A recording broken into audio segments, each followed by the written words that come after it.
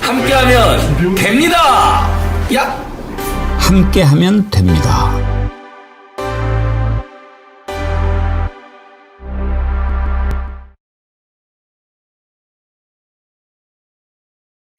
여러분 안녕하십니까? 백운기입니다. 칠불사 회동의 배경이 드러나고 있습니다. 정리해보면 이렇습니다. 명태균의 부탁을 받고 김건희가 힘을 써서 김영선을 창원의창 보궐선거에 공천을 줬지요.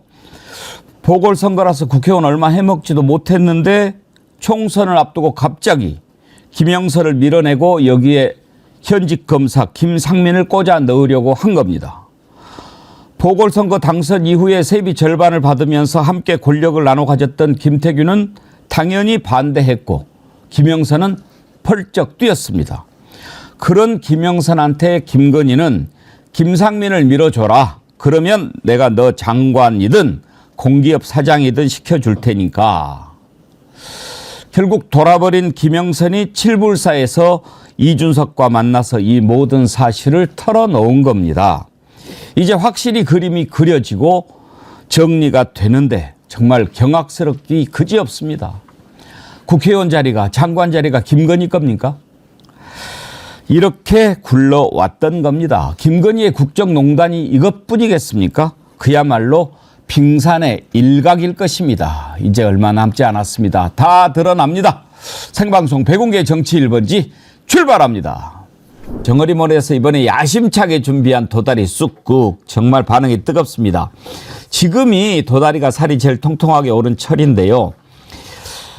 저도 이거 먹어봤는데 정말 맛이 좋아서 이거 왜 이렇게 맛이 좋나 했더니 알고 봤더니 이게 생물이더라고요. 그러니까 바로 이렇게 잡은 생물을 손질을 해서 보내드리니까 그렇게 싱싱할 수가 없어요. 살도 아주 통통하고 제가 자신 있게 먹어봐서 추천드립니다. 거기에 이제 거문도에서 해풍 맞고 자란 노지쑥 함께 드리고 된장까지 넣어서 다 손질해서 보내드리니까 그냥 넣고 푹 끓여서 드시기만 하면 됩니다.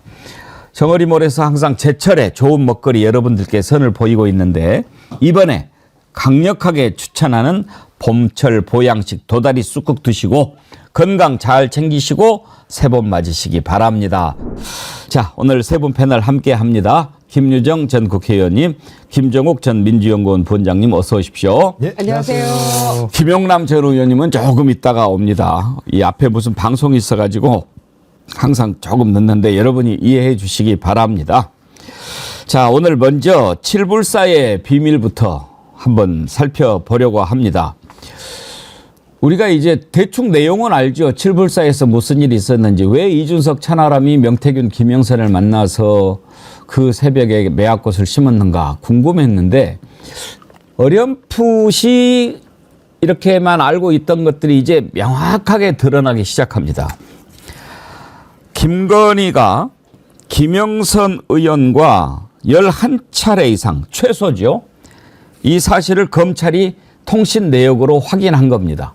수사 보고서에 나온 내용인데 제목이 피의자 명태균의 제22대 총선 공천 개입 정황 확인 이렇게 돼 있어요. 제목은 명태균으로 돼 있지만 이게 김건희 공천 개입 정황이 다 드러났다는 겁니다. 내용으로 들여다보면. 이걸 보면 이제 어떤 식으로 이자들이 그런 일을 했는지 이런 게 나오는데 아까 제가 설명을 드렸지만 지금 이제 그렇게 된 거 아니에요? 김유정 의원님? 네. 김상민이는 왜 갑자기 튀어나왔나 했더니 그것도 연관이 돼 있었던 거고 명태균이 입장에서 보면 아니 이제 좀 먹을만한데 그걸 밥상을 치우라고 그러니 안 된다고 했고 그런데 김건희는 뭐 때문에 그러면은 또 김상민한테 이렇게 또 했는지 그런 것도 궁금하고 아직은 다 밝혀지지 않았지만 이제 이런 것들도 좀 나와야죠. 그렇죠. 샅샅이 뒤져서 밝혀야 된다고 생각하고요. 지금까지 파편적으로 나왔던 뭐 하나하나 이런 정보들이 이제 조금 전체가 좀 완성되는 느낌이고요. 그리고 좀 안개가 걷히는 그런 모습입니다. 그래서 결국에는 2022년 창원 의창구 재보선을 명태균과 김건희가 이제 합작해서 도와줘서 세비 반띵 하면서 이제 괜찮아지고 있었는데 몇 달 받으면서 그래서 이제 22대까지 쭉 그 상황이 이어져야 되는 거 아닙니까? 명태균으로서는. 그런데 갑자기 창원 의창에서 김영선은 컷오프야. 그러니까 빨리 딴 데로 옮겨. 그리고 김상민 밀어주면 내가 이렇게 장관을 시켜주든지 아니면 공기업 사장 시켜줄게. 이제 이런 통화들까지 1년의 연속 선상에 있었던 거 아닙니까? 그러니까 결과적으로는 2월 18일부터 작년 그리고 3월 1일에 이르기까지 11차례 통화가 이루어졌는데 그중에서는 이제 김영선 의원하고의 통화도 있었던 것이고 2022년 재보선뿐만이 아니라 결론적으로는 그때 뭐 조금 뭐 그냥 이렇게 하다가 명태균을 내친 것처럼 얘기했었던 윤석열의 거짓말도 뭐 다시 한번 드러나는 것이고요. 중간에도 이미 그 거짓말이라는 게 탄로났었지만 그리고 마침내는 22대 총선까지도 깊숙이 개입해서 좌지우지하려고 했었던 김건희의 모든 이 술수가 드러나고 있다라고 평가합니다. 김종욱 원장님, 김건희하고 김영선이 이 무렵에 전화 4번, 문자 7번 주고받았다는 거예요. 그러니까 아마 이제 김상민 주기로 해놓고 계속 김영선을 설득한 모양이죠? 그렇죠. 뭐 제가 볼 때는 설득을 안 하게 되면 그 기간 동안 벌어졌던 사실 자체가 폭로될 수 있다라고 하는 상황들도 알았었겠죠. 근데 핵심은 뭐냐면 김상민이 누구길래 김상민을 왜 이렇게 챙기지? 이제 이 얘기 하나의 전제는 조국 수사를 김상민이 담당했으니까 조국 수사, 그러니까 탈탈 조국 털어서 윤석열이 정치권에서 뜨게 만들어서 거기에 대한 보은으로만 얘기하기에는 이렇게까지 목숨을 걸고 김상민에게 공천을 줘야 되나? 그 김영선 의원이나 명태균 얘기하는 게 그런 거 아닙니까? 아니 5선 국회의원을 저렇게 날려버리나? 날리는 이유가 김상민 때문이라고? 김상민이 누구길래? 아니 조국 수사를 김상민만 했어? 그렇게 따지면 예를 들면 검찰들 무주기수로 들어가야지 뭐 실제 내용 자체로는 검사들을 많이 보내기로 했다라는 얘기가 있긴 있습니다만 이 지역 같은 경우는 진짜 노른자리 같은 데지 않습니까? 공천받으면 가는 데여서 지금 주변에서 얘기가 나오는 게 김상민이 조국 수사 때문일까라고 하는 의문 또 다른 무엇이 있을 거라고 하는 의문들이 분명히 있는 것 같고요.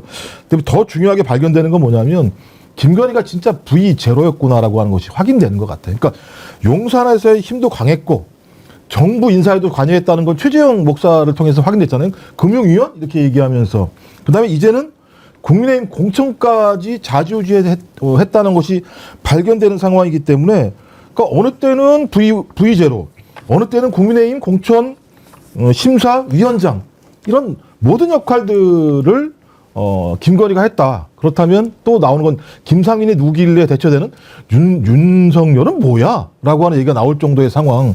2년 넘게 3년까지 윤석열 정부의 핵심적인 중요한 의사결정 과정에서 김건희를 제외하고는 도대체가 설명이 안 되는 상황 자체를 보면서 야, 이게 나란가? 라고 하는 좀 근본적인 회의감과 분노를 들게 합니다. 지금 상황은. 근데 김종욱 원장님 생각하시기에 김상민이는 뭐 때문에 김건희가 챙기려고 했던 거라고 보십니까? 저는 예뻐했던 것 같아요, 느낌에. 그러니까 이게 표현을 나쁘게 이해하실 필요가 있는 게 아니라 그 내막은 정확히 알 수 없습니다만 일단 윤석열이라는 그 검찰총장이 정치에 등극한 가장 중요한 이유 중에 하나는 검찰이 모두 모여서 조국을 탈탈 털면서 조국 수사에서 이 문재인 정부랑 가장 강력하게 맞섰던 것이 윤석열 사단들이 맞섰던 거 아니겠습니까? 그런 측면에서 윤석열이 대통령이 됐던 가장 중요한 어떤 근거, 어떤 이미지를 만들어줬던 측면들이 있는데 전 그 중에서 검찰과 김건희와의 라인을 연결하는 역할을 저는 김상민이 하지 않았을까 생각을 해요. 그 전만 하더라도 한동훈이라는 인물이 되게 중요한 인물이라고 생각을 했었던 것 같긴 한데 저는 한동훈보다도 내밀하게는 김상민이 그런 역할들을 계속 끊임없이 해오지 않은가 생각이 들기 때문에 저는 그 네트워킹의 중심 중에 하나였을 거라 생각이 들고요. 그 외의 부분은 제가 뭐 확인이 안 된 내용들이기 때문에 말씀드리기가 좀 뭐하고요. 연결고리가 진짜 궁금해요. 그러니까 저도 진짜 궁금한데 근데 이제 굉장히 뭐 아주 각별하게 끔찍하게 아꼈다는 거는 드러나고 있잖아요. 그러니까 지금도 여전히 그러니까 이제 그런 반발을 무릅쓰고 창원 의창에 출마하려고 했지만 결국 김상민도 컷오프 되죠. 그리고 몇 달의 공백기를 거쳐서 바로 지금 국정원의 법률 특보로 일을 하고 있는 거 아닙니까? 그 인사는 누가 했을까요? 그것도 궁금해요. 그리고 또 하나, 김영선 의원이 굉장히 반발하잖아요. 그러니까 명태균이 얘기하잖아요. 대선 때 내가 몸이 부서져라 이랬고, 그런데 차마 내가 김해로 가서 경선해라 이 말 나 못하니까 여사 네가 해라 이렇게 통화를 하잖아요. 그러니까 또 그 말을 듣고 김영선에게 전화를 합니다. 김건희가. 그러니까 김영선이 반발하잖아요. 나중에 끊고 나서 지 새끼 살리자고 5선인 나를 김상민을 뭐 도와줘서 당선시키면 장관준에 공기업 사장준에 이제 이렇게 했다라고 굉장히 모욕감을 느끼면서 격노하잖아요. 격노 아니면 이 정권은 얘기가 안 되는 정권 아닙니까? 그런데 김상민이 뭐길래 장관하고도 바꿀 수 있고 공기업 사장하고도 마음대로 김건희가 바꿀 수 있는 그런 적어도 위치에 있는 사람이라는 거잖아요. 근데 김영선 의원 지새끼 살리자고 이렇게 표현했는데 김건희 72년생이고 김상민은 78년생이거든요. 새끼는 안 되는 거죠. 네? 베이비는 안 되는 거 아닙니까 적어도. 그런 상황이니까 요지경이라는 생각밖에 안 듭니다 저는. 정말 경악스러운 게 김건희가 그렇게 말을 한 거 아닙니까? 김상민이 밀어줘라. 그러면 장관이든 공기업 사장이든 줄 테니까. 참, 아니 장관이 지가 마음대로 주는 자리입니까? 그러니까요. 그런 사람들로 장관을 채운 겁니까? 그랬으니까 이 모양 이 꼴 된 것 같습니다. 이거 확인되시잖아요. 김대식 얘기했잖아요. 김건희 라인에 잘 보이면 공기업 같은 데 갈 수 있는 거 아니야? 이런 얘기가 나올 정도의 상황이기 때문에 이 상황은 예를 들면 김상민만 특이한 상황이 아니라 용산의 기본적인 어떤 공감대가 뭐냐면 김건희 라인에 잘 보이면 어떤 형태로든지 좋은 자리에 갈 수 있다는 것이 확인된 거고, 이런 것이 확인되면 용산은 계속 김건희에 대한 충성 경쟁이 벌어질 수밖에 없는 상황입니다. 거기다가 저는 요번에 보니까는 조태용 국정원장한테 문자 보낸 거 있지 않습니까? 12월 2일 날. 그래서 왜 문자를 보냈지? 그런데 갑자기 김상민이 국정원 법률특보라는 얘기가 나오는 상황을 보면서 또 예를 들면 국정원장과 김건희 라인에 중간적으로 네트워킹을 한 사람이 김상민 아닐까?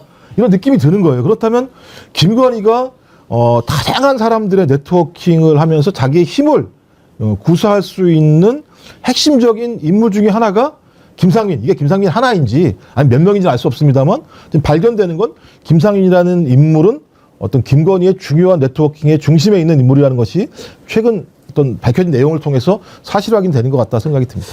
검찰 수사 보고서를 통해서 드러났지만 또 명태균 변호사도 이런 내용을 그대로 전했습니다. 한번 들어보시죠.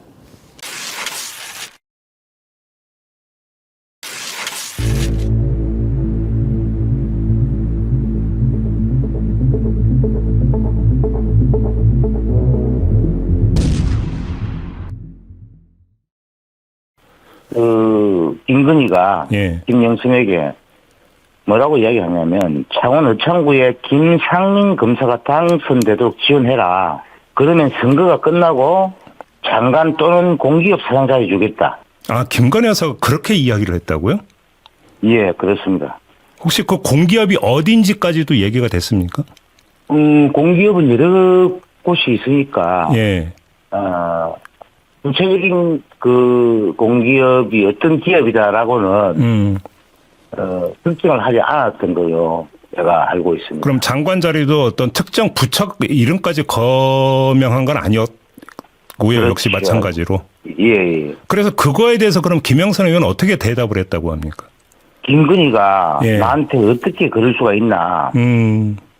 내가 지난 대선 때 얼마나 죽을 힘을 다해 도왔는데 자기 새끼 공천 주려고 오선 의원이 나를 자르고 그것도 모자라서 나보고 지 새끼를 도우라고 나는 뺄도 없나. 이렇게 되면서 이제 김영선 의원이 이번에 격분을 합니다. 격분을 한다. 예, 이거 격노했다고 해야 됩니까? 예. 아무튼 전신에 뭐 다 격노입니다. 예. 그런데 이게 바로 칠불사 해동하고 연결됩니다. 그래서 그 김영선 의원이 이걸 그러니까 계기로 그러니까 격분을 해가지고 칠불사 회동을 추진했다. 혹시 이렇게 이해를 하면 되는 겁니까? 이 내용으로 이 내용이 칠불사 해동 때 칠불사 해동에 참여했던 사람들에게 들려줍니다. 이야기를 해줍니다. 잠깐만요. 들려줬다라는 지금 그 통화 녹음된 내용을 들려줬다라는 말씀이십니까? 그거는 확인을 해봐야 될 것입니다, 아마. 자, 이제 뭐 다 그림이 그려지지 않습니까? 김영남 의원님 어서 오십시오. 개혁신당에 계시죠? 아이고 참나. 하필이면 오늘 오셔가지고. 그런데 이제 그 자리에서 이제 속된 말로 김영선 의원이 빡쳐가지고 에이씨 그래? 그러면은 내가 이거 다 까발리고 나 개혁신당으로 공천 받아서 한번 해볼 거야. 이런 생각으로 이제 이준석 천하람 이렇게 만난 것 같아 보이죠? 그렇죠. 예. 우리 김영남 의원님 뭐 저렇게 솔직하니까 좋아요. 근데 그러면 왜 이준석 의원은 그 얘기를 듣고도 바로 그것을 공개하지 않았을까? 그게 궁금하거든요. 왜 그랬을까요? 그러니까 그 사실은 어떠한 폭로할 자료라는 측면에서는 김영선, 명태균 이 사람들도 많이 갖고 있었지만 이준석 의원은 제가 보기엔 더 많이 갖고 있죠. 근데 일단 남의 손을 빌려서 좀 폭로가 이루어지길 원했던 것으로 보이고 그래서 그 2월 29일 날 밤에 내려간 거죠. 7불사로. 예. 그래서 3월 1일 날 이제 새벽에 올라오게 되는데 거기서 이제 3월 1일 날 오후에 저희끼리 이제 행사 마치고 회의를 하면서 김영선 의원이 영부인의 공천 개입 폭로 기자회견을 하고자 하는데 대가로 비례대표 1번을 달라고 한다. 어떻게 하면 좋겠냐. 라고 해서 이제 논의를 했던 거고, 거기서 뭐, 폭로 기자회견은 얼마든지 고마운 일인데 안 된다. 예. 기본적으로 비례대표 1번은 당이 그래갖고는 살아남을 수가 없다라는 이야기가 많이 나왔고, 그 김영선 의원 비례대표 얘기가 거의 한 일주일 갔어요. 당내에서 그때. 그러다 한 일주일 만에 최종적으로 안 되는 거로, 뭐 중간에 3번 얘기도 좀 나왔었습니다. 얼핏. 근데 안 되는 거로 그냥 결론을 내렸고 그러다 보니까 김영선 의원은 그냥 주저앉은 거죠. 주저앉으면서 뭐 정말 그 중간에 얘기가 오고 간 것처럼 나중에 장관이나 공기업 자리를 바라고 주저앉는지는 모르겠습니다만 비례대표를 개혁신당에서 앞번호를 못 받으면 폭로 기자회견도 안 하는 거로 그냥 아무 일도 일어나지 않았던 거죠. 그러다가 그 작년 9월 5일에 그 보도가 나오면서 그 명태균 씨 관련한 보도가 뉴스토마토에 나오면서 이 문제가 세상 밖으로 알려지게 된 거죠. 일단 한겨레 기사를 보면 개혁신당에서는 김상민 공천을 받으면 김건희 개입을 폭로하려고 했다. 공천을 못 받아서 회견을 취소했다. 이렇게 이제 개혁신당 관계자가 밝혔다고 하는데. 그거는 조금 아닌 것 같은데요. 네. 그러니까 김상민 검사가 공천을 받으면 김영선 의원이 더 열받아 했을 수는 있겠죠. 하지만 김상민 검사의 공천 여부하고 개혁신당이 그 폭로하는 기자회견을 하고 말고는 큰 상관이 없잖아요, 기본적으로. 그거는 연관성이 좀 떨어지죠. 한 가지 더. 왜 그러면 그때 천하람 의원, 그때는 이제 의원이 아니었죠. 네. 왜 거기에 며칠간 더 머물렀을까요? 그때는 그 기자회견 초안도 뭐 준비를 했었다고 하니까 사실은 결론이 안 된다고 바로 딱 부러지게 난 게 아니거든요. 제가 앞서 말씀드린 대로 김영선 의원의 비례대표 공천 문제가 한 일주일이 갔어요. 예. 그러니까 할지 말지 뭐 이거를 계속 논의하고 뭐 1번은 안 되고 3번은 되냐 뭐 3번도 안 된다 이런 얘기를 하는 동안 그 며칠 동안 머물렀던 거죠. 뭐 천하람 당시 그 천하람 변호사는 나중에 그 비례로 출마했잖아요. 그러니까 자기 순천 지역구의 지역구 출마는 안 했기 때문에 며칠 더 머물렀었나 보죠. 그만 물어보도록 하겠습니다.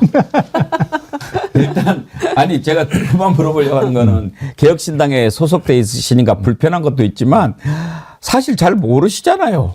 그런 내용을. 저는 사실은 그 회의할 때는 그 자리에 있었지만 예. 칠불사를 제가 내려가거나 뭐 예. 그랬던 건 전혀 아니거든요. 예.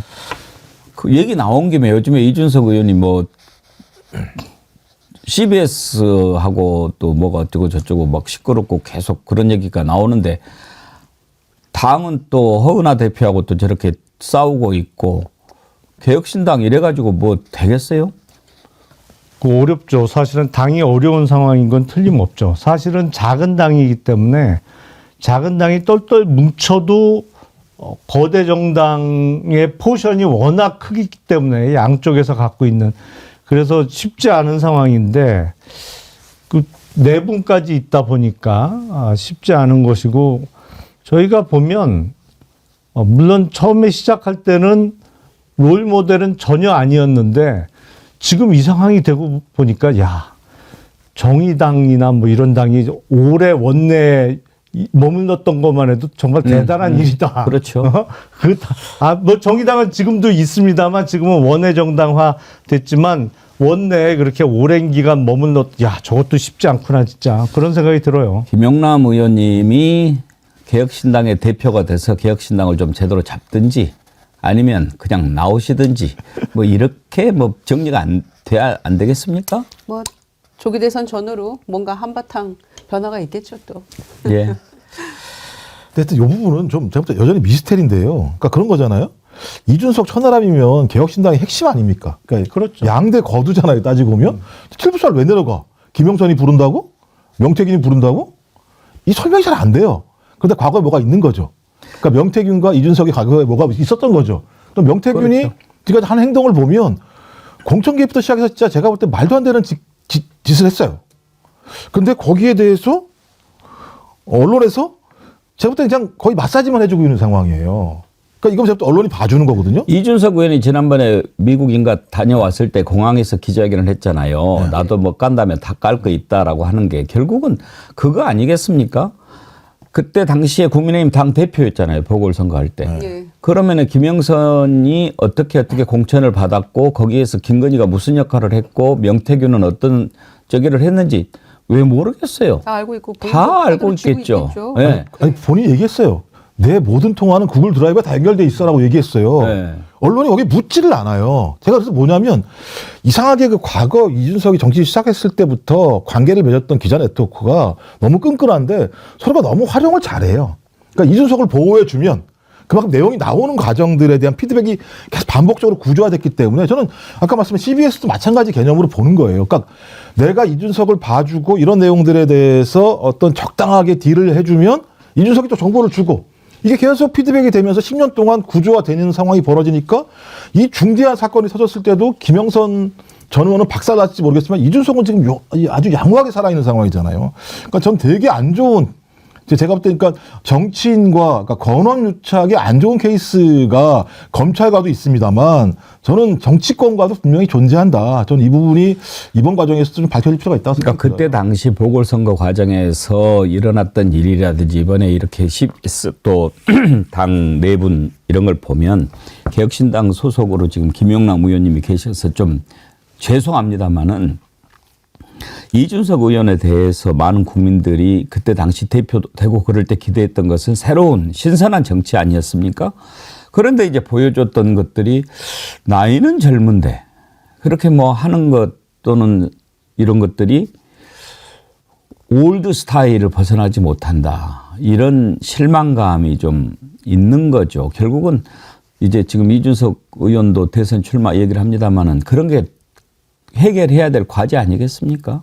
그렇죠. 사실은 어떤 개혁적 이미지 그리고 그 깨끗한 이미지를 계속 갖고 가야 앞으로 계속 정치적으로 성장할 수 있는데 최근에 이런저런 이벤트가 그런 이미지에 손상될 만한 이벤트가 연이어서 있었죠. 그러니까 저도 참 그 걱정스러운 상황인데 이게 그 절대로 주민번호 다른 김종인이 돼 갖고는 안 되거든요.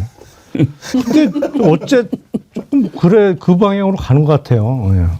그런데 지금 김종인 위원장은 공식적으로 제일 먼저 사실상 출마 선언한 이준석 의원을 옆에 두고 한동훈 전 대표 쪽에 손을 들고 있더라고요. 그러니까 또 그 둘 사이에는 또 무슨 일인가 싶기도 하고. 아, 그건 저는 그렇게 생각해요. 그 김정인 위원장과 이준석 의원이 멀어졌다, 이별했다 이런 거는 전혀 아니고. 그런 차원은 아닌데. 아, 그건 궁금하긴 아니죠. 하죠, 지금 이 상황. 아니, 그리고 원래 뭐를 이렇게 거간을 하려면 이거는 이제 이미 메이드 돼 있는 상태하고는 계속 얘기를 더 이상 진행할 필요가 없고, 여기는 이제 굳은 자니까 이제 거간 매매를 시키려는 사람한테 가서 이제 거기를 좀 띄워주고 이렇게 붙여야죠. 근데 아무튼 윤석열에게 그 핍박받고 탄압받으면서 이제 결국 당에서 이제 나가게 됐고, 쫓겨났을 때 대표직에서도 물러나고 그랬을 때 했던 이야기가 대선 이기고 지방선거 연달아 이겼던 당대표를 이런 식으로 몰아내는 거에 대한 이제 분기탱천한 그런 이제 반응들을 보였었는데, 그런데 이 재보선 공천과 관련해서는 이거 윤상현이 했다라고 글로 넘겼거든요. 그런데 제가 그 부분에 대한 분노 표출하는 강도로 봐서는 이 재보선 공천을 당대표가 하나도 모른 채로 그렇게 했을 것 같지는 않거든요. 본인이 다 일일이 당무에 관여하고 다 내가 했다라는 거를 늘 그 자랑 삼아 얘기했던 이준석 의원이었기 때문에 이 관계를 하나도 몰랐을까요? 저는 그렇지 않다고 생각해요. 그런데 얘기 나오는 거는 고소고발해서 내가 가만두지 않겠다. 어떻게 감히 고맙다는 말을 못할 망정해서 타겟이 된 오세훈 홍준표 시장에 대한 얘기는 명태균 쪽에서 계속 나오지만 지금 이준석 의원에 대한 이야기는 다 숨어버렸거든요. 그러니까 그런 역학관계도 굉장히 궁금하게 남아있죠, 지금. 이제 이번 드러나는 것을 보면서 몇 가지 생각을 하게 됩니다. 첫째는 다 드러난다는 거죠. 다 드러나죠. 그리고 다 맞춰지게 돼 있는데 지금 이렇게 드러나고 있는 것이 빙산의 일각이라는 겁니다. 김건희가 저지른 게 한두 가지겠습니까? 또 하나는 아무리 그래도 그렇지 국정농단을 해도 유분수지, 장관 자리가, 공기업 사장 자리가 지 겁니까? 윤석열은 도대체 뭐 하는 자식입니까? 마누라가 이렇게 막 하고 그래도 되는 겁니까, 이 나라가? 아유, 정말. 김용남 의원님. 예. 정말 김건희가 V0 맞았던 것 같아요. 그런 말이 있잖아요. V0인 거니? 뭐 이런 얘기가 있잖아요. 아니 이거 어떻게 확인되냐면요. 그러니까 김진태 강원도지사 문제 관련해서 얘기가 나오는 게 3번이 바뀌었다는 거잖아요. 윤석열이 용납할 수 없는 인간 중에 하나가 김진태예요. 자기 인사청문회 할 때 얼마나 작사를 내놨습니까? 그러니까 야 어떻게 저런 인간을 강원도지사로 공천을 줘? 너 좀 장난쳐? 라고 얘기했는데 이게 3번이 뒤바뀌었는데 3번을 뒤바뀌게 하는데 가장 중요한 역할을 한 게 명태균이었잖아요. 명태균이 누구를 통해서 했겠습니까? 김건희를 통해서 했겠죠. 그렇다면 윤석열의 마음을 3번씩이나, 그러니까 당의 움직임을 3번씩이나 바뀔 수 있게 했던 가장 중요한 힘은 본인이 진짜 막강한 영향력을 행사했거나 공천에서, 아니면 윤석열이라는 대통령 권력을 통해서 했다라고 하는 측면들이 분명히 있기 때문에 소위 지방선거, 2022년 지방선거에서도 김건희의 역할은 제가 볼 때 V0의 수준에 가까웠다라는 거 하나하고, 김영선 전 의원이 이 김상민 전 검사에 대해서 지새끼 이렇게 표현을 하잖아요. 그러니까 김건희의 지새끼잖아요. 김영선 전 의원이 볼 때는. 아니 어떻게 그 조국 수사에서 가장 중요한 역할을 했다라고 하는 김상민 검사를 김건희, 그것도 검찰총장의 부인이 지새끼로 둘 수 있는 상황 정도라고 얘기한다면 이건 권한 정도가 아니죠. 제가 볼 때 그냥 통솔을 한 거죠. 통화를 한 거죠. 그러니까 윤석열 사단의 검사들을 통화한 사람이 누구냐? 따지고 보니까 윤석열인 줄 알았더니 김건희 아니야? 라는 얘기가 나올 정도의 상황이 돼버린 거죠. 아니, 그 강원도지사 공천은 사실은 정말 그 단적인 예죠. 그때 강원도지사 후보로 공천을 주려고 했던 사람이 원래는 황상무 전 앵커잖아요. 핵칼 테러. 예. 그러니까 그 대선 때 사실은 TV 토론이나 이런 거 개인 교사 역할을 했단 말이에요. 그래서 사실 여기를 그냥 강원도지사 후보로 공천을 주려고 했어요. 그러면서 김진태 의원을 그때 컷오프 시켰던 것이고, 그거는 대통령 당선자의 강력한 의지가 있었다는 얘기인데, 그걸 결국에는 명태균이라는 사람이 김건희를 통해서 없잖아요. 그거를 뒤엎을 수 있는 사람이 대한민국에 누가 있겠어요, 사실은. 그러니까 V0인 거지. 제일 놀란 게 명태균한테 김진태가 잠자면 안 됩니다. 잠자면 안 됩니다.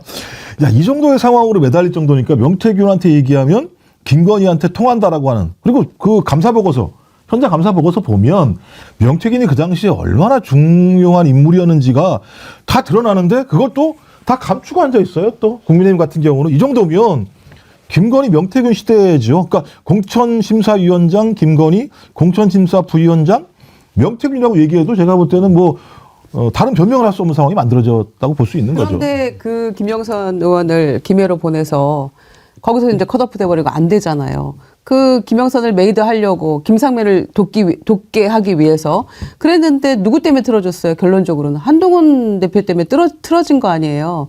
그러니까 당에서 이 말을 안 들어준 거죠. 검사 막 그때 몇 명이 낙하산 타고 내려간다 이런 얘기 총선 때 있었는데 결과적으로는 김영선 의원이 지새끼라고 지칭한 그 지새끼 한 사람마저도 제대로 안 지켜준 거잖아요. 안 된 거잖아요. 그러니까 한동훈 대표하고 뭐 문자에 답을 했니 안 했니 하면서 했던 와중에도 이 내용도 저는 다분히 포함되어 있을 거라고 생각해요. 예. 사실 이제 지금부터는 김건희의 시간이라고 봐야 됩니다. 윤석열은 다 정리가 됐고요. 윤석열보다 더 막강한 권력을 휘둘렀던 김건희 이제 어떤 짓을 저질렀는지 하나하나 다 드러날 텐데 지금 나오고 있는 것 정말 세 발에 필 겁니다. 귀추가 주목됩니다. 아직도 면회 안 갔잖아요. 그러니까요. 자, 이제 헌재 변론도 다 끝났습니다. 다음 주 화요일이 이제 이른바 최후 변론이죠. 그렇게 끝나고 평이하면 2주 정도 있다가 이제 윤석열 파면 선고가 이루어질 텐데요. 어제 윤석열은 상당히 실망했을 거예요. 어제 나온 증인들이 아무도 자기 편을 안 들어줬거든요. 한덕수 총리도 그렇지, 조지호 청장도 그렇지. 왜 불렀을까? 아마 상당히 후회하지 않았을까 싶은데요. 그나마 믿었던 한덕수 총리마저도 참 근데 한덕수 총리 아이고 참 짜잔해서 못 보겠더라고요. 왜 그렇게 살아요? 아니 그저 재판관이 몇 번이나 네 생각을 말해봐라고 이야기를 하는데도 적어놓은 거 읽기만 하는데 고래 심줄이다 기름장한 줄 알았더니 아 정말 미꾸라지 잡기 쉽지 않아요. 와 빠져나가는 데는 아주 그냥 충격적으로 선수들아 선수. 충격적으로. 정말 저는 이번에 보면서 한덕수, 조태용 이렇게 오랫동안 관료를 해왔던 사람들이 저렇게 해야 오래 버티나? 막 그런 생각 들어요. 아무것도 모르는 윤석열의 보안제로서의 역할을 그래도 하겠거니라고 요만큼 믿었던 우리가 너무 순진했나 봐요. 보안제가 아니고 이자들은 오랫동안 관료 생활을 하면서 알잖아요. 아 대통령 저놈은 내가 이렇게 요리하면은 되겠어. 그러니까 딱 보고 아 이놈은 찜쪄 먹으면 되겠네. 아 이놈은 튀겨 먹어야지. 아 이놈은 구이가 낫겠다. 이렇게 생각하는 자들인 것 같아요. 아니 그러니까 정권을 바꿔가면서 요직에 계속 살아남았던 거잖아요. 네, 사실은 그 노무현 정부 때 그때 그 경제부총리로 갔다가 국무총리가 되는데 원래는 그 국무조정실장을 했었거든요. 노무현 정부 때. 근데 그때 어떻게 살아남았는지는 아마 이해찬 전 대표가 제일 잘 알 겁니다. 네. 왜냐면 그 국무총리 할 때 국무조정실장으로 데리고 있었거든요. 근데 그 원래 약간 비하인드 스토리가 좀 있는 것 같아요. 시킬 때? 아니요. 거기서 같이 일하면서요? 예. 아. 거기서 전격적으로 경제부총리로 발탁될 때 제가 듣기로는 당시 이해찬 총리는 그 탐탁치 않게 생각했었다고 제가 얘기를 들었어요. 이해찬 대표 성격이 그렇죠. 막 그렇게 막 능글능글하고 이러는 거 별로 안 좋아하시죠. 이해찬 대표께서 우리 정어리 TV에 관심이 많다고 그러시던데 언제 한번 모셔보도록 하겠습니다. 한번 물어보면 그럼 한번 여쭤보죠. 네. 근데 자, 중요한 건 한덕수 총리를 증인으로 부르는 건 한번 기각했잖아요. 그런데 또 난리 쳐가지고 한덕수, 홍장원은 꼭 불러주세요 한 거 아닙니까? 그랬는데 자기네가 불렀잖아요. 그러니까요. 자기네가 불러놓고 이런 얘기 들으려고 그냥 불러놓고 그럼 들어야 될 거 아닙니까? 그런데 대통령이 뭐 총리가 진술하는 걸 듣는 건 부적절하고 국가 위상에도 걸맞지 않다. 지금 나라를 국가 위상을 얘기할 계제입니까? 본인들이 그 입으로? 감 잡은 거예요. 이거 도움 안 되겠다 하고 그래서 나간 거죠. 그렇다고 재판장한테 양해도 안 구하고 그냥 나가버리면 됩니까? 원래 지 마음대로잖아요. 계엄도 지 정말 마음대로 했잖아요. 이 자식 정말 지 마음대로 해요. 어제 한번 보시죠.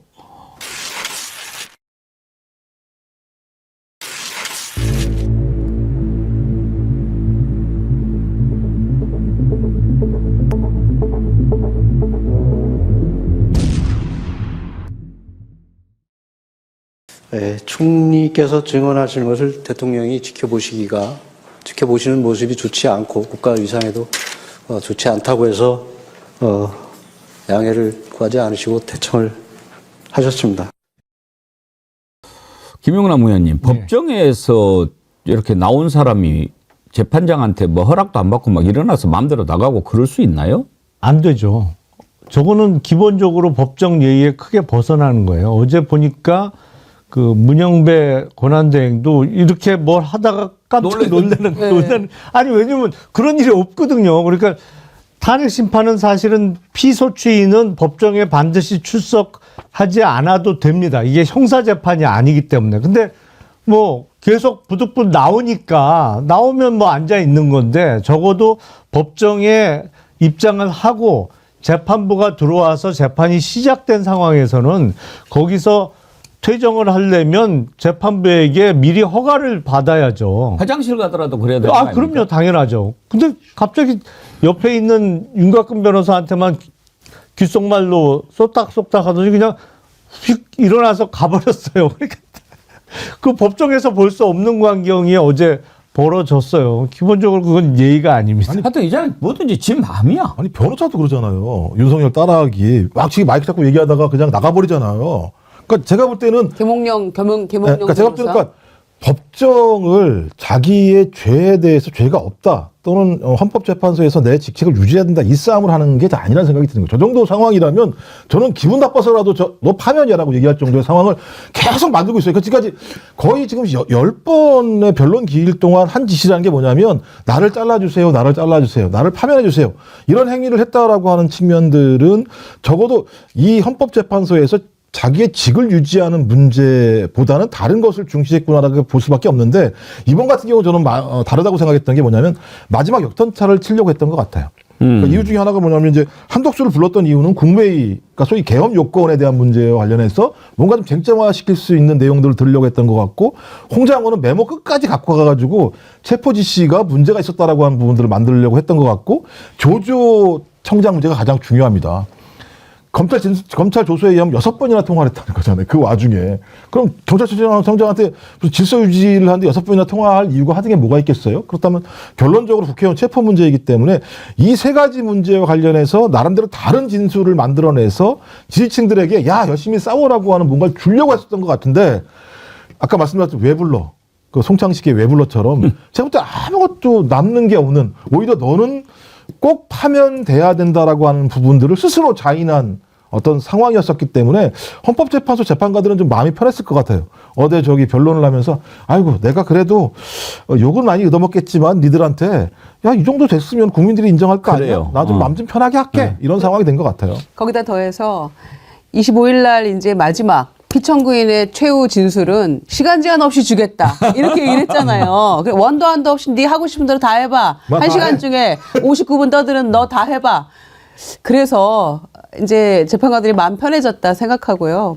이 헌법재판관들이 산전수전 다 겪은 분들인데 거기에 앉아서 이런 케이스는 아마 처음 보는 케이스일 거예요. 돛닦는 심정으로 앉아있을 거라고 보고 조금 있으면 심정이죠. 25일쯤에 공중부양 재판관들 기대합니다. 그 재판관들이 쭉 진행하면서 이제 맨 처음에는 뭐 이런저런 공격도 있고 하니까 참 이렇게 좀 가급적이면은 본인들의 생각을 자제하고 그냥 들어주려고 이렇게 했던 것 같은데 이제 막판으로 가면서는 확실하게 좀 보여주는 것 같더라고요. 어제 한덕수 총리한테 저도 그걸 보면서 참 징글징글하다 그런 생각을 했는데 몇 번이나 김영도 재판관이 물어보는데도 같은 말을 반복하잖아요. 여러분 보시면 더 스트레스 받으니까 그것은 안 보여드리겠습니다. 그런데 이제 홍장원 차장에 대해서는 그런 부분을 물어보는데 이제 저 헌재에서 정리가 끝났구나. 그러니까 지금 홍장원 차장을 왜 불렀습니까? 메모지 작성한 것과 관련해서 왜 너 거기 관제에서 집무실에서 작성을 했는데 길에서 가는 길에 작성했다고 그랬어. 막 이렇게 하면서 이걸 따지려고 이제 부른 거 아닙니까? 그러면서 이 메모가 마치 홍장원 차장이 거짓으로 만든 것이냐. 그러면서 윤석열이 탄핵 공작 얘기하지 않아요. 그런데 이 메모가 홍장원 차장이 뭐 소설가입니까? 시인입니까? 그냥 쓴 겁니까? 들은 사람이 홍장원만 있습니까? 14명, 16명? 경찰청장도 들었고, 뭐, 들은 사람이 많잖아요. 심지어 한동훈 전 대표도 들었잖아요. 심지어 잡혀갈 거에 대비해서 미리 영상도 찍어놓은 거 아닙니까? 그런데 이걸 어떻게 막아보겠다고 홍장원 차장을 부른 겁니까? 홍장원 차장, 그래. 오늘 내가 실물 가져왔다. 이렇게 하는 거 아닙니까? 그리고 또 전화를 해가지고 윤석열이 뭐라고 그래요? 간첩 잡으라는 얘기를 했다는 거예요. 참, 미치고 팔짝 뛰겠더라고요. 지금 그 상황이 너 간첩 열심히 잡아라 이렇게 격려할 그런 상황입니까? 아니 이게 말이 안 되는 게요. 간첩 잡으라고 했다는 거잖아요. 자기가 자기 입으로 뭐라 했어요? 위치 추적을 하라고 했잖아요. 간첩은 어떻게 위치를 추적을 해요? 간첩은 핸드폰 들고 다닙니까? 야, 나 핸드폰 내가 등록했다. 나 간첩인데 이 번호로 등록했으니까 네가 추적을 해. 그러니까 제가 볼 때 자기가 입으로 얘기하면서 그 순간만 모면하려고 하는 거예요. 그래서 야, 대한민국 대단하다. 간첩의 위치까지 추적할 수 있을 정도의 상황이 됐구나. 참 되게 웃겼어요, 보면. 그러니까 지난번에 메모 가지고 문제가 됐을 때는 정영식 재판관이 왜 그러면은 검거 지원이라고 요청 안 쓰고 검거 요청이라고 이렇게 썼냐고 말도 안 되는 딴지를 걸었는데 요즘에 이제 말을 못 하잖아요. 근데 김영두 재판관 질문이 상당히 의미가 있었어요. 그러니까 그 얘기를 하잖아요. 그 전에 아마 윤석열이 그런 이야기 했을 거예요. 내가 하려면 국정원장하고 직접 전화하지. 나는 기관장하고 통화하는 사람이야. 뭐 네가 그래. 그런데 그거를 내가 차장한테 뭐 전화를 하겠냐라고 막 하지 않았어요?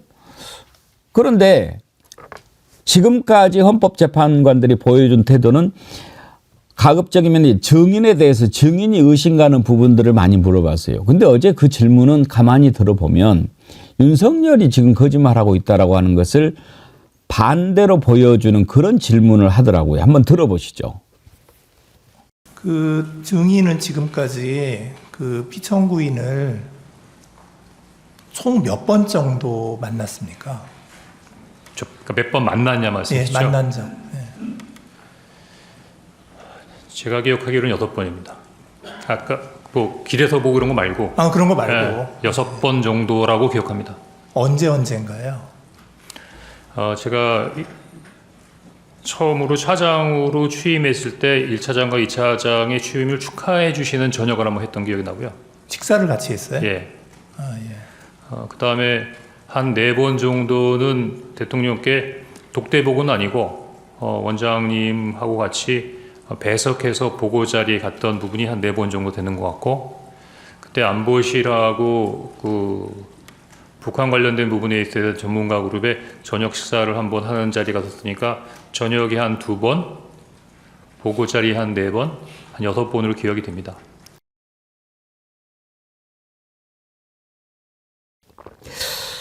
이제 그 다음 이제 길어서 저희가 잘랐는데요.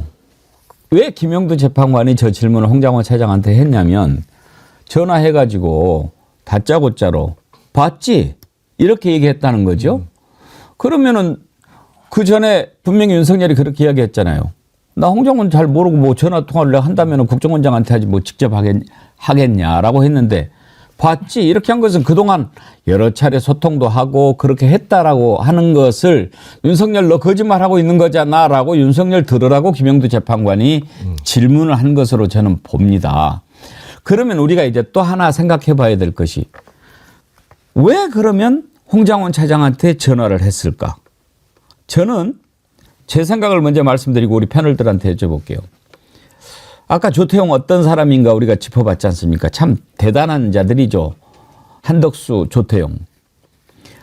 그 전에 조태용하고 먼저 통화를 했잖아요. 윤석열이. 조태용이 말 안 들은 거예요. 왜? 알잖아요. 조태용은 오랫동안 관료 생활을 해왔고 이거 큰일 나는데 이거 이랬다가는 나는 골로 가는데 윤석열이 말 들으면 난 죽는다. 그래서 이제 뭉갠 거예요. 그것은 뭐 윤석열이 그때 이제 확 달아올랐던 상태잖아요. 이 새끼 말 안 듣네. 홍장원이 시켜야지. 야, 홍장원 이따가 잘 봐. 막 이렇게 이제 한 거 아니에요? 봤지? 야, 여인형 도와. 지원해. 그리고 다 해주라는 대로 앞으로 해줄 테니까 알았지? 이런 거예요. 그래서 홍장원이 왜 대통령이 나한테 했지? 그래서 국정원장한테 얘기했다는 거 아닙니까? 근데 이 국정원장 조태용이라는 사람이 어떤 반응을 보였습니까? 말을 안 해. 에? 아니 그게 어떤 상황입니까? 다른 말은 말을 안 해도 그리고 이 조직에 이런 자들이 제일로 있으면 안 되는 사람들입니다. 밑에 직원들이 뭘 알아야 얘기를 말을 안 하는데 어떻게 알아? 그런데 말을 않고 있다가 제일로 급한 상황. 방첩사가 지금 이재명 한동훈이 잡으러 다닙니다. 그럼 그래요? 뭐 이렇게 하든지 그것도 말을 안 해. 뭐예요 그거는? 안다. 근데 죽이 되든 밥이 되든 네가 윤석열 전화 받았으니까 네가 알아서 해. 나 끌어들이지 말고 너가 죽어. 이거 아닐까 싶은데 김유정 의원님 제 생각이 어때요? 저도 그렇게 생각합니다. 조태용 그다음에 조태열 외교부 장관 이거 70년 쌓아온 외교관계 다 무너집니다. 이렇게 반대했다는 얘기 나오잖아요. 조태용도 아마 들었는데 자기가 침묵해야만 내가 산다라고 생각 때문에 저렇게 얘기를 하고 있는 것 같고 김건희와의 문자도 기억 안 난다고 지금 거짓말하고 있는 것 같고 그다음에 이제 CCTV 얘기 꺼내지 않습니까? 그런데 국민의힘이 어제 CCTV 동선 다 공개했죠, 막 시간대별로. 그거요 국정국보 위반입니다. 세계 어느 나라 최고 정보 기구에서 국가정보기관에서 그 내부에 막 위치 막 이런 동선을 막 공개를 합니까? 이거 법 위반인데 조태용이 알고 했는지는 모르겠어요. 그래서 저는 안 먹히는구나. 그랬으니까 홍장원 1차장으로 갔겠죠. 홍장원 1차장 그렇게 얘기하지 않았습니까? 이 계엄 사태 전까지만 해도 본인은 저 대통령 좋아했습니다. 그리고 시키면 뭐든지 다 하려고 했습니다. 그런데 이건 아니잖아요. 이런 거였잖아요. 그러니까 이 사람은 내가 얘기하면 할 수 있겠구나라는 판단이 어느 정도 섰겠죠. 6번의 만남 속에서 봤을 거 아닙니까? 그 사람의 그 정무직으로 발탁한 것도 윤석열 정권에서 발탁된 거 아닙니까? 1차장으로. 그러니까 그렇게 믿었었는데 더 정확하게는 몰랐던 거죠. 이 사람의 성정에 대해서. 그러니까 조태용이 놀라지도 않았고 대책도 안 세웠고 미꾸라지처럼 빠져나가려고만 하고 오늘에 이르는 거죠. 메모를 갖고 이제 트집을 잡았지 않습니까? 그런데 그 메모를 홍장원 차장이 혼자서 작성할 이유가 없잖아요. 혼자서 작성하면 그렇게 다른 사람들의 주장하고 일치할 수가 없죠. 그 신이 아닌 바에야 정말로 자기 머릿속에서 어떻게 쓴 게 그렇게 일치할 수가 있겠어요. 만약에 혼자서 작성했다면 충신 중에 충신이죠. 윤석열 싫어하는 사람만 골라놨으니까. 관심법에 개가가 되는 거죠. 머릿속에 들어갔다 나오기 전에서야 그럴 수 없는 거고. 그리고 저도 조태용 원장은 상황을 다 알았어요. 그렇죠. 네, 그게 몰랐다고 하면 지금 방첩사에서 양당 대표를 잡으러 다닌답니다라는 얘기를 들었을 때 내일 아침에 얘기합시다라는 반응이 나올 수가 없는 거죠. 수가 없죠. 기본적으로 뻔히 돌아가는 거 알고 다 알아. 근데 이 공무원 오래 한 사람들이 참 보면 그런 기술은 뛰어나요.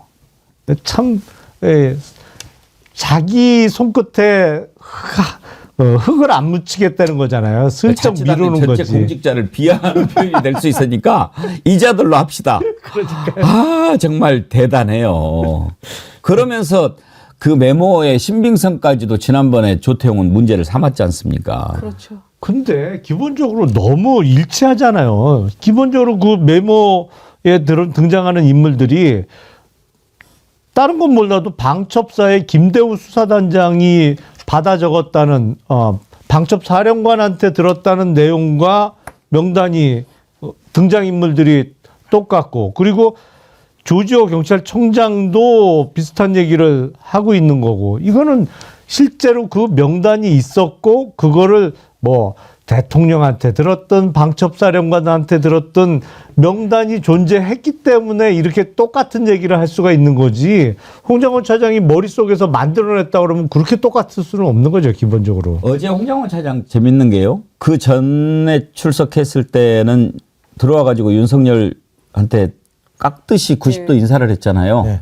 어제는 쳐다보지도 않고 자리에 앉았어요. 사람 취급을 안 해버리더라고요. 사람 같지 않으니까요. 그러니까. 제가 봐도 들어보니까 해대도 너무한 거 아니야. 아니, 자신을 탄핵 공작한다고 그렇게 이야기를 해요. 아니 그러니까요. 제가 어제 또 재밌는 얘기가 사전 모의론이 나왔는데 예를 들면 홍장원과 여인영이 육사 동기니까 이런 얘기를 해버리잖아요. 제가 볼 때 또 이런 얘기 가지고 계속 또 예를 들면 썰 풀지 모르는데 한동훈 친구래잖아요. 아니, 그쓴 보좌관이. 보좌관이. 그러니까 쓴 보좌관이. 홍장원하고 여인영이 육사 동기는 아니고. 아까 육사 같은 후배, 선후배. 육사니까. 근데 오늘 청문회에서 또 얘기했나 봐요. 김대우 방첩사 수사단장이 14명 명단 자기가 받아 적었다고. 그러니까 제가 볼 때는 말씀하셨던 것처럼 여인영, 그러니까 김영현이 얘기를 해서 여인영한테 명단들을 줬고 근데 이 명단을 줬을 때 김영현이 이 사람들이 누구냐? 대부분 윤석열이 싫어하는 사람들의 명단이었고 그래서 여인영이 자기 부수하인 김대우에게 명단을 불러줬고 그다음에 또 여인영이 대통령이 지시를 한 홍장원에게 불러줬고 그다음에 경찰청장에게도 불러줬고 그러면 이 내용 자체의 원소스는 김영현인데 김영현이 이걸 굳이 자기 마음대로 작성을 했겠느냐? 작성하지 않았을 거다. 그럼 누구의 얘기를 들었을까? 제가 볼 때는 윤석열인데 윤석열만 작성을 했을까? 여기 들어가 있는 인물들을 보니까 이거 김건희도 뭔가 관여가 된 것 같은데 이런 느낌들이 있기 때문에 이번 내란 과정의 가장 중요한 핵심적인 인물은 윤석열 그다음에 김영현이 아니라 윤석열 김건희가 아닌가. 그래서 지금 앞에까지는 앞단인 윤석열에 대한 수사만 진행됐다면 저는 이제 뒷단인 윤석열과 김건희에 대한 수사가 벌어지게 되면 김건희 수사는 뭘 얘기하느냐? 두 가지 수사가 벌어지게 됩니다. 저는 노상원과 검찰 수사가 벌어질 거라고 생각이 들어요. 예. 그럼 제가 볼 때 전체적인 내란의 구성이 이제 거의 완료가 되는 상황으로 가기 때문에 일단 1차전은 끝났고요. 제가 볼 때는 이제 2차전이 시작됐다. 이렇게 보시는 게 맞을 것 같습니다. 메모 가지고도요. 홍장원 차장은 잘 됐다. 아주 쉽더라고요. 그래서 제가 실물 가져왔다. 그렇게 궁금하냐? 봐라. 지금 이런 자세 아닙니까? 그리고 또 그런 얘기도 해요.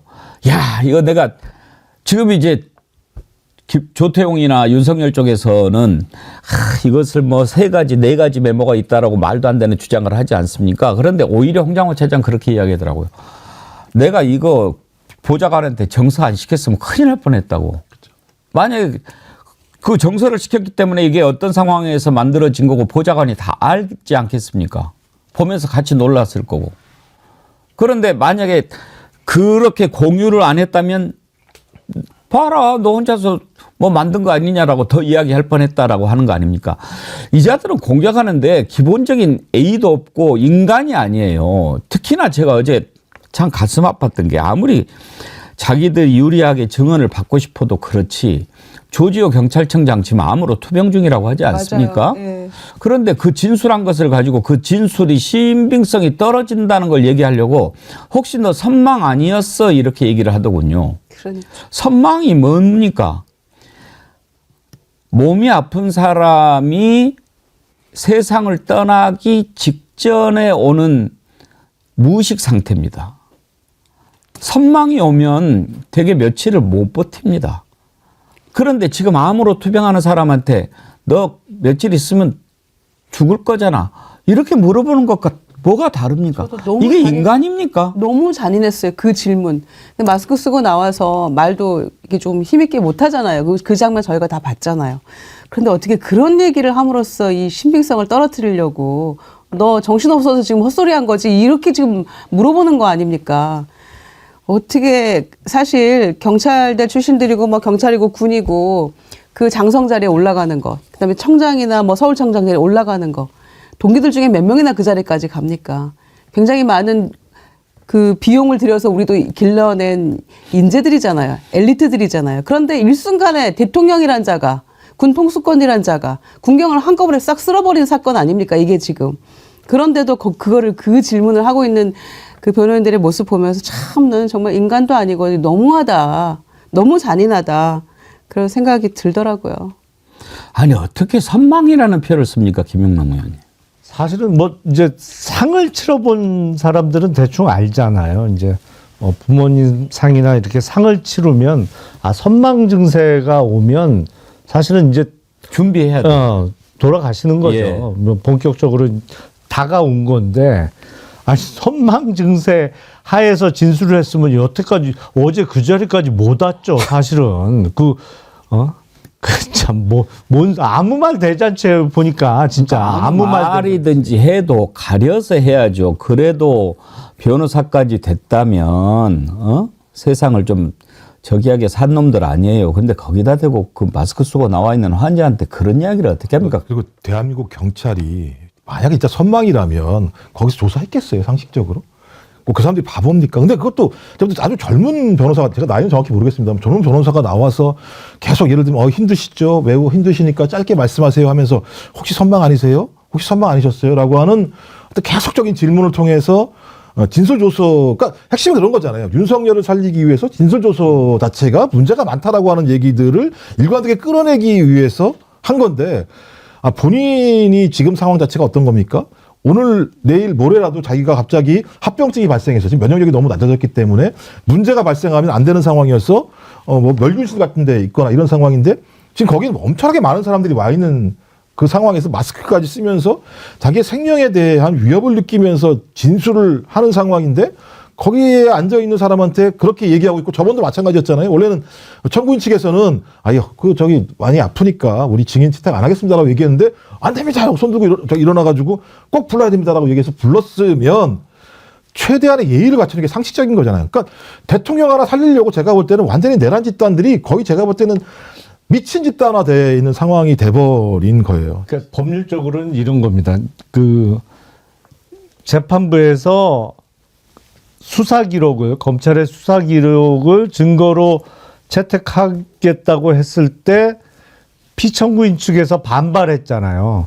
이거 형사소송법대로 해야 된다. 사실은 이거는 형사재판이 아니고 징계재판이기 때문에 반드시 형사재판하고 똑같이 할 필요는 없음에도 불구하고 형사소송법을 제대로 적용해야 된다. 그러면 어떻게 되는 거냐면 피청구인 측의 주장대로 하면 조지호 경찰청장이 조사받은 피의자 신문 조서를 본인이 법정에 나와서 인정을 해야 됩니다. 내가 사실대로 진술했고 그때 읽어보고 서명 날인을 했다. 그러면 그거는 증거 능력이 형사재판에서도 완벽하게 부여가 되는 거예요. 근데 어제 그게 이루어졌거든요. 맞습니다. 맞아요. 네. 네. 그러니까 이게 큰일 난 거예요. 그 조서 내용에 보면 의원들 빨리 끌어내라고 6번이나 다그치듯 전화했다.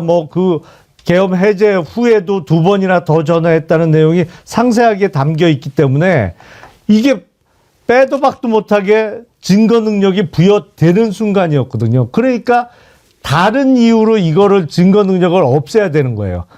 그게 뭐냐? 너 그 피의자 신문 조서 받을 때 제정신 아니었잖아. 이 얘기를 한 건데 그게 역설적이게 아주 고약한 얘기가 돼버린 거죠. 거기에 선망 증세를 거론하면서 이건 도대체 해도 선을 넘어도 너무 넘었다는 얘기를 들을 수밖에 없는 건데 법률적으로는 피의자 신문 조서의 증거 능력을 박탈하기 위한 수단으로 그 얘기를 꺼낸 겁니다. 사실은. 이제 이런 것들이 다 거짓말 대잔치가 이제 끝나가는데 그 과정에서 공직자는 어떤 자세를 가져야 되는지, 군인은 어때야 되는지, 이런 것들 우리가 좀 생각하는 시간이 많이 됐죠. 이런 과정에서 제일로 실망했던 사람이 저는 한덕수, 조태용 같이 공직에 있었던 사람들이 저렇게 비루하게 살아가는구나 하는 거. 또 하나는 김현태 같은 자들. 그래도 군인 아닙니까? 그러면 군인이 나라를 생각하고 국민을 생각하고 일을 해야죠. 그러라고 우리가 비계주고 재워주는 거 아닙니까? 군인은 그렇습니다. 그런데 아무리 회유를 받았더라도 할 말을 해야지.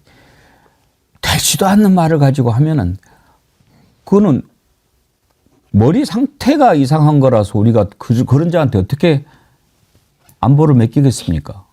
에? 특임단을 맡기겠어요? 바보 같은 놈입니다, 이거는. 케이블 타이를 가지고 문짝을 잠그라고 그랬다고. 더군다나 그것도 본인이 맨 첫날 사람을 묶어야 되니까 케이블 타이 챙기라고 얘기를 했던 놈 아닙니까? 그걸 받고도 그러니까 머리도 매우 나쁜 자예요. 보다 못해서 어제 국회에서 박선원 의원이 케이블 타이 시연을 했어요. 그거 한번 보시죠. 이거 맞습니까? 코브라 케이블 타이 문 잠그는 용이에요? 잠깐 나와보세요. 자, 이겁니다. 요 앞에 까만 거 보이시죠? 이게 코브라 케이블 타이예요. 이거 뽑아 보여주세요. 저겁니다. 저걸로 문 잠글 수 있어요? 이게 특전사 전용 미제 코브라 케이블 타이에 이게 문 잠글 수 있어요? 그 다음에 저쪽 왼손에 들고 있는 거 일반적인 케이블 타이에요. 저거 707이 들고 왔던 거예요. 당겨지는 거예요, 이렇게. 이거는 무슨 문을 잠궈요? 빠집니까, 이게? 빠져요? 네? 이걸 가지고 헌법재판소를 능멸해? 하나 더 줘봐요. 저거를 보니까 부승찬 의원 옆에서 막 웃던데. 근데 김주정 의원님 이거 딱 그 자세가 나오던데 저 사람 누구예요? 저도 궁금했는데 박선원 의원실의 보좌관인데 대테러 요원 출신이라는 거예요. 너무 잘 아는 각이 딱 잡혔잖아요. 저는 그래서 그 707 특임단 대원인가 했어요. 왜냐하면 자세가 딱 나오잖아요. 이렇게 딱 하고 있는데. 근데 저걸 어떻게 출석을 시켰을까 했는데. 어떻게 섭외했나 그랬는데. 보좌관인데 707 출신이에요? 네, 대테러 요원이었다고 하더라고요. 그러니까 뭐 너무 이 전후 사정을 잘 알 거 아닙니까? 그래서 그 미군용 케이블 타이, 그 다음에 우리 군 케이블 타이 두 개 다 들고 나와서 저렇게 했는데 김현태의 말이 하나도 안 맞잖아요. 그리고 제가 어제 다른 방에서도 말씀드렸는데 국회는요, 의원회관도 그렇고 본청도 그렇고 전부 다 자동문이에요. 통누리로 된 자동문이라고 정문이고 후문이고 근데 뭐 어디를 묶어요? 어디를? 그리고 본회의장 그 손잡이도요 이렇게 크거든요. 저걸 묶을 수가 없어요. 가끔 있는 여닫이 문도 이 문 손잡이가 이만큼씩 하는 게 이만큼 떨어져 있어서 저거하고 택도 없어요. 이게 길이가 반도 안 돼요. 저 길이면. 센서를 묶으려고 했다고 그러지 않을까? 센서를 자동문에 센스 있네. 그래서 이제 아는 사람 진짜 말이 안 되는 이야기거든요. 그러니까 박선원 의원도 진짜 열받아갖고 막 저렇게 하시잖아요. 또 줘봐. 이것도 줘봐. 이거 안 되잖아요. 막 이러는 거예요. 아니 이렇게 뻔한데도 김현태 이자 그 거짓말하는 거 한 번만 다시 보여주실래요? 확 그냥 아휴 찔찔이 됐어요. 뭐 다시 안 봐도 됩니다. 그런데 이제 어제 저게 이제 국회에서 무슨 뭐 관련 법률 만드는 자리에서 박선원 의원이 저 얘기를 했거든요. 이제 서기정 의원이 이제 뭐 여기는 그런 이야기 할 필요 없는다라고 이제 막 정회를 해버렸어요. 그런데 성일종 국회 국방위원장, 국민의힘 의원이죠. 상당히 수상해요. 왜 김현태가 저렇게 확 돌았을까? 혹시 뭐는 없었을까? 박선원 의원이 그 문제를 제기했죠. 들어보시죠. 위원장님께서 그 뭐 탄핵 공작 모의 정황이다 뭐 이런 식으로 해가지고 김현태를 해유하신 것 같은데요. 야당 간사 없이 위원장실에서 만나셨죠? 위원장님. 예, 만났습니다. 그리고 진술서 받았습니까? 진술서? 네. 녹음이요? 녹음이요? 녹음과 진술. 그거는 제가 밝힐 필요가 없을 것 같아요. 아니요. 그리고 보좌관 배석했죠? 다 있었어요. 그러죠? 그 김선호 국방장관 대행도 알고 계셔야 될 것 같은데 김현태 특임단장이 해외 파병 부대장으로 인사청탁하지 않았습니까? 어떤 거요? 동의 다상 아니 그 유니필이나 이런데 해외 파병 부대 나가고 싶다고 위원장께 전혀 그런 적이 없었어요. 안 했습니까? 없었어요. 그럼 녹음이나 진술서 나중에 한번 보여주세요. 그거는 제가 판단. 아니 그러니까 회유 판단에 거래가 있었을 수 있다고 저는 생각합니다. 무슨 제가 거래가 알기로는 있어요? 아니 제가 정확하게 말씀드릴게요. 그리고 장관 대행도 물어보려고 그래요. 해외 파병 부대장으로 해외 도피를 지금 시도하고 있으면서 위원장께 청탁을 했다라고 하는 게 있는데 그런 적 없어요? 박 의원님. 아니 없어요? 박 의원님 국회의원으로서 품위를 지키고 품위 이야기하십시오. 지키고 있는 거예요. 김정욱 원장님. 지금 성일 성일종 위원장이 완전 증인이네. 아, 그러니까요. 저부터 답 안 해야 되거든요. 위원장한테 질문 못 하게 돼 있어요. 근데 자기가 뜬금뜬금 근데 하니까 다 대답하잖아요. 물어보는데, 왜 나한테 저걸 왜 물어보지? 아니에요. 제가 볼 때. 쫄리니까 말을 그렇죠. 못 하는 제가 거죠. 볼 때는, 그러니까 김현태 특임단장이 갑자기 진술 태도를 바꿨잖아요. 그러니까 왜 그러냐, 왜 눈물을 흘렸어, 거기 가서 맨 처음에. 국민들한테 호소하면서 눈물을 흘리고 자기 수하들 다 챙겨달라고 얘기했던 사람이 갑자기 태도가 바뀌었는데 그 태도가 바뀌는 과정에서 가장 중요한 계기가 성일종 위원장이에요. 그 성일종 위원장과 접촉이 있은 다음부터 변했는데 이게 지금 박선원 의원이 얘기하는 것처럼 본인이 해외로 파병되게 하는 과정에 대한 딜이 있었는지 그건 확인이 안 됩니다만 아마 성일종 위원장이 그런 얘기를 하실 수 있을 것 같아. 너 지금까지 이렇게 진술하게 되면 네가 예를 들면 내란죄에 가장 중요한 책임을 지게 될 가능성이 되게 높아.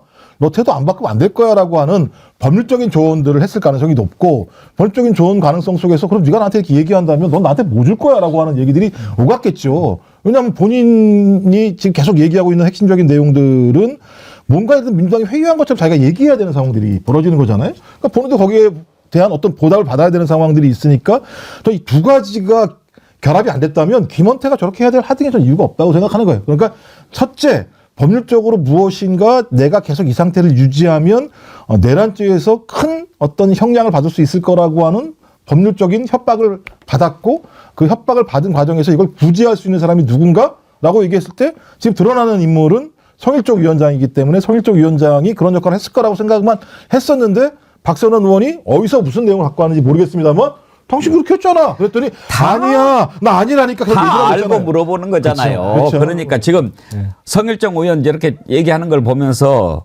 이은주님을 비롯해서 많은 분들이 이런 게 있었네. 있었어. 김영남 의원님. 지금요. 대체로 싸울 때 품위를 지켜서 말하세요. 이렇게 품위 얘기하는 거는 이제 점잖은 표현이고 이제 이걸 좀 속된 식으로 하자면 너 몇 살이야? 이제 이런 식 아닙니까?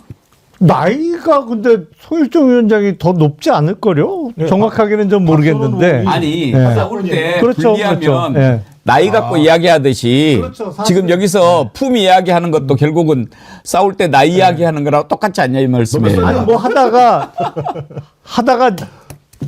질 것 같으면 이제 그 얘기 하는 거 아니잖아요. 이제 그러니까 지금 자기가 불리하니까 느닷없이 무슨 품위 얘기하는 거죠. 아니 그리고 문답 과정에서 어느 정도는 드러났습니다만 네. 적어도 진술서를 받아놓거나 녹음을 해놓은 거는 틀림없어 보여요. 왜냐하면 진술서 받았냐고 물어보는데 성일종 위원장이 녹음 얘기를 하잖아요. 예. 그러니까 녹음은 해놓은 것 같아요. 아마 나중에 너 이렇게 얘기하고 말 바꾸지 마. 그리고 녹음을 해놓은 것 같아 보니까. 있긴 있어. 정말로 있긴 있어요 보니까. 박선원하고 둘이 동갑이에요. 동갑이에요. 63년생. 동갑이에요? 그런데 회유가 만약에 사실이라면 이를테면 곽종건 사령관이 말이 바뀌어야 되잖아요. 그러나 우리가 다 알고 있듯이 곽 사령관의 이야기는 초지일관, 시종일관 똑같습니다. 그런데 오히려 김현태 단장이 말이 바뀐 거 우리가 다 사실로 목도하고 있잖아요. 그런데 지금 누가 누구를 회유했다고 주장하는지 성일종 위원장도 되게 민망했을 겁니다, 아마. 그러니까 야당 의원이 이렇게 물어보는데 위원장이 꼬박꼬박 답변을 해요. 저런 장면도 굉장히 희귀한 장면입니다. 그래서 이게 또 요즘에 비교가 많이 나오잖아요. 그러니까 지금 김현태가 육사 출신인데 조성현 네. 본인까지 갑종 출신인데 그 얘기죠. 상황대로 넘어가지 말아라. 라고 얘기를 했다는 거 아닙니까? 예. 그러니까 맞아요. 대비가 되는 거예요. 그러니까 가장 대한민국에서 육사라고 하면 특혜를 받고 가장 진급이 빠른 라인에서 국가를 위해서 더 충성해야 될 자기의 일신을 위해서 저런 어떤 자기의 진술들을 번복을 하는 상황이 벌어진다면 오히려 어렵게 대련까지 갑종이지만 어렵게 올라가서 저 상황에서도 자기가 만약에 이게 막 내란이 성공했으면 이 사람 아마 작살났을 거예요. 조성현 씨 같은 경우는. 그러니까 이걸 비교하면서 우리나라 사회의 주류가 얼마만큼 예를 들면 비겁한지에 대해서 예. 이번 상황에서 확인할 수 있는 대목들이 있는 거죠. 꼬꼬님 성일종이 땡땡땡 빈머리가 울린다. 옛날에 탄일종이 땡땡땡 뭐 이런 거 생각나는데요. 김태수님 내가 다 눈물 나네 성일종 때문에 거짓말당 해체다. 슈퍼챗도 함께 해주셨습니다. 감사합니다. 대한민국님 빼박스 어쩔스 찌질스. 김석우님, 이제 거의 끝나가나 봅니다. 우리 대장님 그렇게 웃으신 거 오랜만에 본 것 같아요. 예, 아이고 정말 징글징글했습니다. 이제 웃을 일만 남지 않겠습니까? 김영남 의원님 언제쯤 선고할까요? 다음 주 화요일 날 결심하기로 했으니까요. 최후 변론이라고 그러죠? 예. 그러니까 그날 최후 변론까지 듣고 이제 끝내는 거죠. 예. 재판은 끝내고 평의하죠. 예. 재판관들이 모여서 평의하고 뭐 선고기를 잡을 텐데 그 전에 뭐 보면 보통 2주 후에 잡았거든요. 이제 궁금한 게 평의를 해가지고 이제 의견을 모으지 않습니까? 예. 그러면 다음 주 화요일에 선고는 언제 한다라고 알려줍니까? 아니면 그건 한참 있다가 알려줍니까? 저는 그게 궁금해서. 그거는 사실은 두 가지 다 가능합니다. 예. 두 개 다. 그러니까 다음 주 화요일 날 결심을 하면서 오늘 이렇게 해서 재판을 끝내고 선고는 뭐 2주 후에 하겠습니다라고 알려주는 경우도 있고 네. 선고기일은 추후 지정하겠습니다라고 할 수도 있거든요. 왜냐하면 재판관들이 평의를 이제 결심 이후에 평의를 하는데 평의할 때 결론이 한 번에 날 수도 있고 뭐 이어서 또 할 수도 있잖아요. 그렇게 되면 선고기일 지정을 바로 했다가도 변경할 수가 있기 때문에 두 가지 다 가능한데 저는 아마 평의를 해보고 선고기일 지정을 하지 않을까 뭐 그런 생각이 들어요. 박근혜 탄핵 때는 4일 전에 그 최종적으로 결정하겠다고 얘기를 했었기 때문에 이번도 마찬가지입니다만 아마 말씀하셨던 것처럼 추후에 날짜를 정해서 각 청구인 피청구에 공지하겠다 이렇게 얘기가 정리가 될 것 같습니다. 그래요. 하여튼 참 시간이 빨리 갔으면 싶기도 하고 가는 시간이 너무 안타깝기도 하고. 이번 법은 진짜 아름다울 것 같아요. 이제 탄핵 재판은 그만할 때가 됐어요. 이제 그렇죠. 보니까 어제 하는 거 보니까 탄핵 재판기를 더 한다는 것도 의미도 없고 헌재 재판관들도 이미 다 심증이 쓰고 나름대로 본인들은 결론을 냈을 텐데 그리고 이제 좀 뭐랄까요? 이제 계속 거짓말하는 걸 지켜보는 것도 힘들어요. 계속 아유 정말. 본인들 망신살만 뻗치는 일만 남았죠. 징글징글. 발금이님, 재판관님들도 징글징글할 겁니다. 그러게 말입니다. 예. 오늘 1부는 여기까지 하겠고요. 오늘 2부에서는 여러분들께 좀 새로운 코너로 찾아가 보려고 합니다. 박영식 시사 에디터랑 조호재 조국혁신당 공보국장 있지 않습니까? 그래도 젊은 피들이죠. 젊은 시각으로 한번 여러 이슈들을 들여다보는 그런 코너를 금요일 날 2부에 마련을 했는데요. 또 젊은 시각에서 바라보는 오늘의 세계는 어떨지 여러분 함께 좀 지켜봐 주시기 바랍니다. 늑다라는 말씀을 섭섭합니다. 뭐 또 아니 뭐 젊은 세대라고 주장하긴 조금 거시기 하잖아요. 우리가 또 흰머리는 제일 많으면서 검색하고 오겠습니다. 젊은이로 불러드리면 좋겠습니까? 예. 예, 청년 김정욱 전 민주연구원 본장님, 더 젊은 김유정 의원님, 진짜로 젊은 김영남 의원님 세 분 수고하셨습니다. 예, 감사합니다. 감사합니다. 네.